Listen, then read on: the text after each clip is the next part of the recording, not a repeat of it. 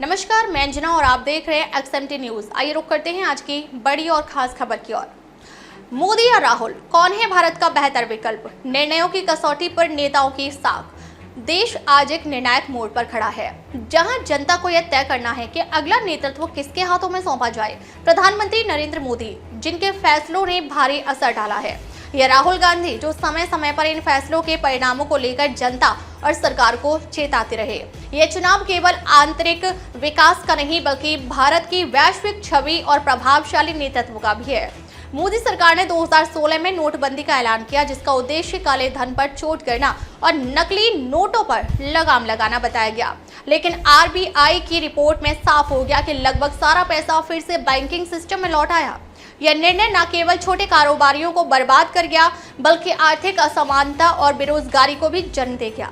राहुल गांधी ने तत्काल इसे आर्थिक आपदा बताया था और कहा था कि यह फैसला गरीबों के खिलाफ हमला है। 2017 में GST लागू किया गया, जिससे व्यापार की एकता का वादा तो किया गया, लेकिन उसकी जटिलता ने छोटे व्यापारियों और दुकानदारों को मुश्किल में डाल दिया। राहुल गांधी ने इसे गब्बर सिंह टैक्स की संज्ञा दी और कहा, सरकार ने बिना तैयारी के यह सिस्टम लागू किया और अब व्यापारी उसकी कीमत चुका रहे हैं। इन फैसलों से भारत को भीतर से नुकसान जरूर हुआ, लेकिन वैश्विक स्तर पर भारत की प्रतिष्ठा को तब चोट पहुंची जब प्रधानमंत्री मोदी ने अपनी विदेश नीति को व्यक्तिगत मित्रता के दायरे में समेट दिया। उदाहरण के तौर पर, जब वे अचानक पाकिस्तान पहुंचकर नवाज शरीफ के घर बिरयानी खाने लगे, तो उस समय भारत में आतंकवाद पर सख्त रुख की बात चल रही थी। इसके कुछ ही समय बाद पठानकोट हमला हुआ और अंतर्राष्ट्रीय समुदाय में यह संदेश गया कि भारत की विदेश नीति में स्थिरता और दृढ़ता का अभाव है। एक और बड़ा झटका तब लगा जब ब्रिटेन, कनाडा और अमेरिका जैसे देशों ने भारतीय छात्रों और प्रोफेशनल्स के लिए वीजा नीति को कड़ा कर दिया। भारत के युवा जो विदेशों में शिक्षा और रोजगार की उम्मीद लेकर जाते हैं, उनके अवसर घटने लगे। यूके ने पोस्ट स्टडी वर्क वीजा को कम किया और भारत से आने वालों पर निगरानी बढ़ा दी।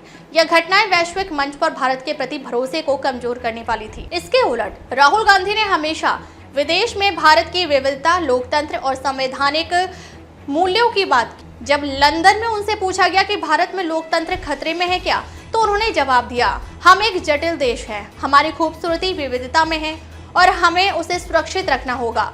यानी अनुवाद, भारत की ताकत उसकी विविधता में है और हमें उसे बचाने के लिए काम करना होगा। मोदी सरकार की चुप्पी और कार्रवाई की कमी मणिपुर किसानों के आंदोलन, महिलाओं पर अत्याचार और प्रेस की स्वतंत्रता पर प्रतिबंध जैसे मुद्दों पर भी दिखी। ये वही मौके थे जहां राहुल गांधी ने खुलकर सरकार से सवाल किए और आम जनता के साथ खड़े नजर आए। उन्होंने कहा था, प्रधानमंत्री सिर्फ चुनिंदा मुद्दों पर बोलते हैं, लेकिन जब देश को उनकी सबसे ज्यादा जरूरत होती है तब वे मौन हो जाते हैं।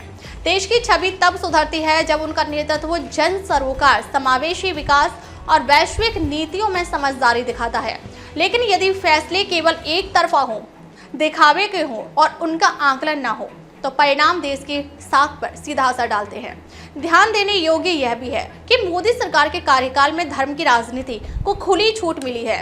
बीजेपी की राजनीतिक रणनीति में बार बार हिंदू मुस्लिम ध्रुवीकरण को हवा दी जाती है। ऐसे बयानों और अभियानों ने देश में सांप्रदायिक तनाव बढ़ाया है। जहां एक तरफ प्रधानमंत्री सबका साथ सबका विकास की बात करते हैं, वहीं जमीनी स्तर पर मॉब लिंचिंग, जातीय हिंसा और धार्मिक ध्रुवीकरण के मामले तेजी से बढ़े हैं।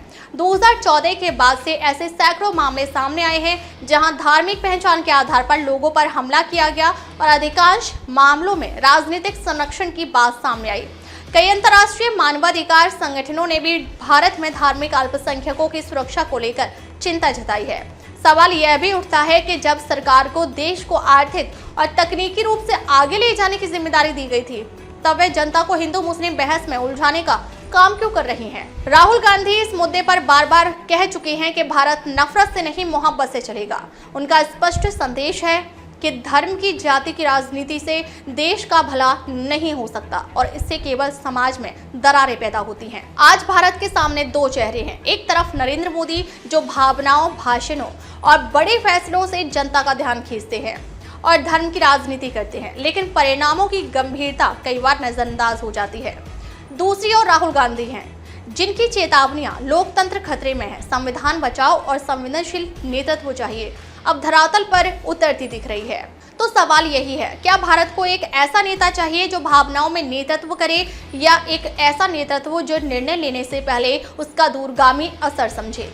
यह निर्णय अब जनता के हाथ में है, लेकिन इतिहास और हालिया घटनाएं संकेत दे रही हैं कि राहुल गांधी जैसे समर्पित और संवेदनशील नेता की जरूरत अब और भी अधिक है।